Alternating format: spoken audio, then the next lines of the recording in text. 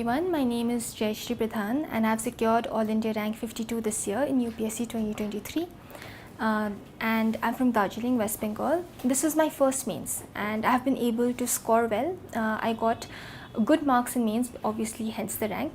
So I'd like to share my mains strategy with you. This is what you must do. This is what I did. I focused a lot on practice because practice is everything in this exam. No matter how much you study, you may study a lot. If you don't know how to write answers, you won't be able to score well, and you won't know how to write answers unless you first practice. So what I used to do in those 3 months is I divided my time into schedules. I made a timetable, and this helped me be on track. So I knew that in this week I'll be doing GS1, this week I'll be doing GS2, this week I'll be doing GS3. So I had, number one, please keep a printed copy of the syllabus by your table at all times. You need to know the syllabus. In fact, you need to know it verbatim. You need to have the syllabus next to you, number one. Number two is you need to practice a lot. You need to go through the previous year questions. See what are the sort of questions that are being asked in that particular subject, in that particular paper, and try to attempt those. But how do you know whether you're writing the right answers or not, right? The way you know it is by referring to toppers' copies. That is what I did. I remember I used to look up toppers' copies online and I used to check them, and I used to see how are they writing the answers, and I used to learn from them. For instance, if there's a question, I used to cover the answer of the topper, and I used to write my own answer. Then I used to uncover the answer, and then I would compare my answer with the topper. Then I would see, okay, this is what they are doing, this is the sort of examples they are giving, and I would see that most of the toppers, they give examples after each and every point. They have a lot of data, they write a lot, they write till the very end, they don't leave any space. These were the things that I picked up when I was looking up at their answers. I also saw that they delve into various dimensions, they make a lot of diagrams.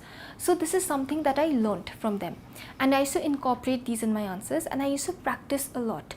I remember I used to write 40 to 50 pages per day during that time, and I know it may sound a lot, but I think you do have to do that practice. Obviously it depends on you, but for me I think practicing was very essential, and I remember writing a lot during the time, and I remember I still have a lot of those pens. I did not throw them away, just as a reminder that this is how much I've practiced. I also have all those copies with me to tell myself that I have put in the effort, I have done the hard work, so I deserve to clear mains. So anytime you feel low self-confidence, you can refer to those used pens, you can refer to those booklets, and you can tell yourself that no, I have done my best. So these are the main principles you follow in those 3 months. Practicing a lot, learning from toppers through toppers videos, and maintaining a time schedule, maintaining a schedule as well. The essay paper. Now for essay, I would say that creativity is very important. Essay is a paper where your individuality is tested. It's not a paper where you can just mug up and you can just vomit facts and figures. That's not the paper.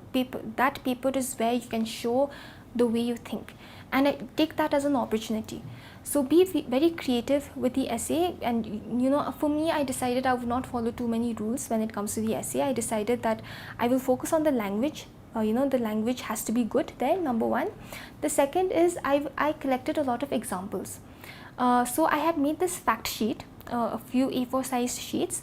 In those A4 sized sheets, I had collected examples, and I had collected stories, maybe real life stories or maybe even fictional stories that I found very inspiring.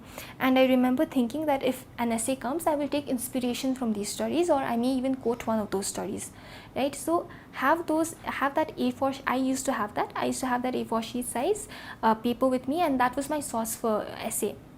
I remember revising that before my essay, and in the actual exam, just quoting some of those examples there. Again, in your essay, what matters is your interpretation of the topic.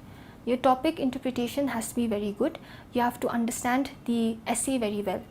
Understanding the topic is key, because UPSC, even if the topic seems simplistic, it's not. Okay, you have to write quite a lot in that essay paper, so you need to understand the topic very, very well. So only attempt that particular question if you feel confident that you've understood the question. Once you've understood the question, once you've understood what the topic is, try to write answers and try to show your creativity, and after that, maybe give a few examples as well, and try to be as multidimensional as possible. And what I used to do, this is what I did mostly for the most part, and I decided that I'm not going to follow too many rules, which is why I'm not going to give you too many rules for the essay paper. But in essence, these are the few principles that you can keep in mind when you're preparing for essay.